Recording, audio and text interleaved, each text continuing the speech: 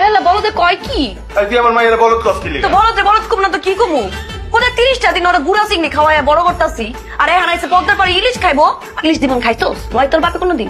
কত বড় বড় ইলিশ খা খা খা যে বাস না 1 প্লেট ভাত খাবি 4-4টা খাবি খা খাইছা খা আসেন পদ্মার ইলিশ আসেন আর তো জামিল ভাই সাথে কারা পরিচয় করে দেই আপনার ভাবি আসসালামু আলাইকুম ওয়ালাইকুম আসসালাম আর এটা মাইয়া কি সুন্দর পরিবার মাশাআল্লাহ ভাবি বসেন পদ্মার ইলিশ বেজে দিতেছি তাই আইছি তো বসতে শুধু কি বসবো নাকি সাথে খাবো তো শোনেন আমগোটা ইলিশ দিবেন ওটা অনেকগুলো পিস পিস করবেন কাইঞ্চা দিবেন ডিম দিবেন যা যা আছে সবকিছু দিবেন ইচ্ছা মতো খাবো একদম কিছু বাদ দিব না ভাবি পেটি মেটি সব বেজে দিতেছি বসেন আপনি শুনেন লগে কিন্তু অনেকগুলো ভর্তা দিবেন ভর্তা কোনো আইটেম কিন্তু বাদ দিবেন না সব আছে বসেন ডাইলও দিয়ে দিব ভাবি বসেন পেটি মানুষ তো অত বুঝে না তিনজনের লেগে মার দিয়ে আবার